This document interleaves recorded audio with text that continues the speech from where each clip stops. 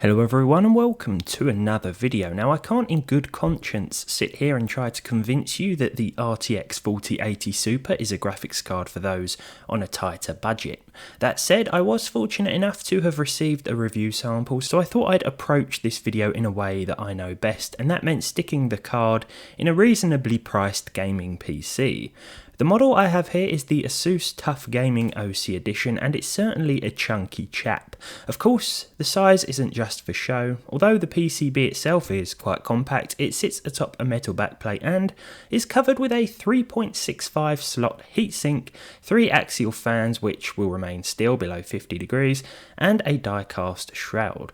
What this means for real-world usage, at least in my findings, was that the card sat at between 52 and 62 degrees most of the time, even as it boosted beyond 2800 MHz in games with the default performance BIOS setting.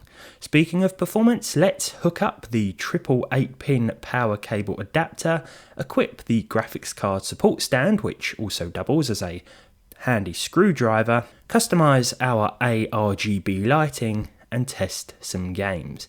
If you plan to buy one of these, then you probably have or think you should have a high-end gaming system.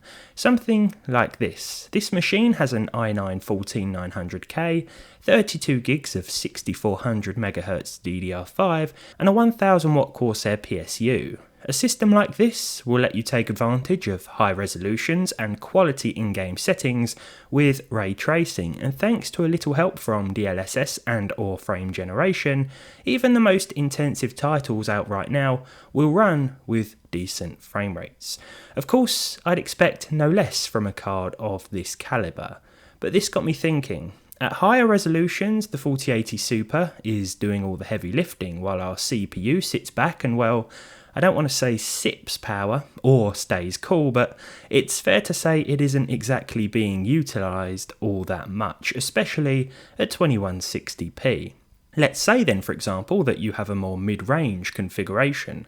Maybe it features a 6-core 12-thread processor, 16 gigs of 3200 MHz DDR4, and a 750 watt PSU. Well, what a coincidence, because that's what we'll be using next. This is my i5-12400F and entry-level motherboard.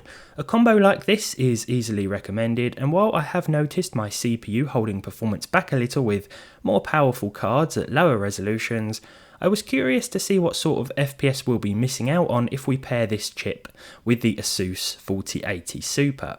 Let's say you've built yourself a reasonably priced PC, and now you fancy a GPU upgrade. This time though, you really want to treat yourself. It might sound ridiculous, but it's the sort of question I see asked on various forums all the time. Will X mid-range CPU bottleneck X high-end card, and if so, by how much? Well, let's run some side-by-side test footage. The settings I've used vary on a game-by-game basis. I messed around with the options for each title and settled with what I'd actually use. Some are running at native res, some DLSS, and some have RT. The first game is Cyberpunk 2077. Here I went with 1440p, the RT overdrive preset, and DLSS quality. This one has a built-in benchmark tool, so I used that. The 4080 Super is averaging 70 FPS with both the i9 and i5, and despite the different amounts of RAM. The 750 watt Corsair PSU seems to be fine as well, as the 12400F doesn't use a lot of power itself. Where we see the biggest differences are with the percentile lows, which will likely be a common theme throughout this video. The lower 1 and 0.1% figures indicate less consistency with performance, which can be attributed to the weaker processor and or the lower core count. There were definitely one or two areas where we could feel this difference, but no massive performance loss. Next up, it's Metro Exodus, which still looks absolutely stunning no matter the preset, to be honest. Here, however, we're using Extreme with RT Ultra and RT Reflections at 2160p native resolution. With the GPU doing most of the heavy lifting, the performance numbers were very similar even when it came to those percentile lows. The card temperatures are hovering around 60 degrees here, and the speed is over 2700 MHz. I don't think I've ever experienced Metro Exodus looking quite this good. Next up, I wanted to test one of my all-time favourites, and a once very intensive game, though more so on the CPU side of things. This is Kingdom Come Deliverance. It has a warning for those tempted by the ultra-high settings that the visuals are intended for future hardware. To be honest, it does seem more processor intensive, and the difference in core count and performance between the i5 and i9 is really highlighted here. The percentile figures are quite a bit lower for the 12400F, but the average frame rate, thanks to the power of the 4080 Super, sits at over 100 FPS for both CPUs. These average figures were pretty much identical, and the game still looks incredible. Next up, it's Starfield, which is probably a more clear-cut example of the performance differences between the processors. With the i5 and 4080 Super, we're still seeing over 60 FPS with ultra settings and DLSS, but our frame rates and frame times do suffer. It's still acceptable, and outside of settlements things will improve, but this is possibly the only example tested today whereby the average numbers are also severely impacted, not just those percentile lows. Forza Horizon 5 also has a built-in benchmark test, so I used that, and the extreme preset with 2160p native resolution. Here we were seeing over 120 FPS with this card. This goes for both the i9 and i5 systems. The 1.1% lows did appear on paper quite a bit lower, but I didn't really feel this difference when actually playing. There didn't appear to be any noticeable or significant dips and drops, but I guess they are there. I'm pretty pleased with what I've seen so far. Our penultimate result is The Witcher 3, the next-gen version of the game, which looks amazing, especially with the RT preset. I ran it at 2160p with a little help from DLSS set to quality mode for a plus 60 FPS average. This game is no trouble for the card here, but usually the busier areas impact our CPU performance. That said, I was pleased to see the i5 holding its own fairly well. The performance numbers were slightly lower across the board than with the i9 processor, but overall definitely not as big of a difference as I was expecting with this one. Finally then, it's Alan Wake 2, perhaps one of the most demanding games I've ever tested. The ASUS 4080 Super manages over 60 FPS, 70 in fact with the high graphics and RT preset, along with help from DLSS frame generation this time around.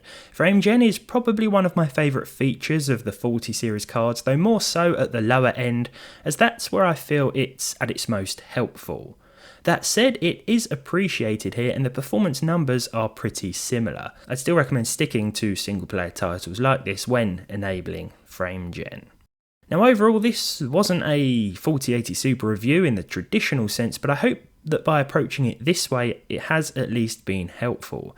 It's difficult to put a sort of lower cost spin on a high-end hardware review, but I like to think that this video will still be useful. To be honest, if you were to pair a 4080 Super with an older mid-range processor, you'd probably be satisfied with the performance. There will be some cases for sure where you may be missing out on a good few frames, take Starfield for example, but this only becomes apparent with side-by-side comparative results and probably isn't worth dwelling on when actually playing.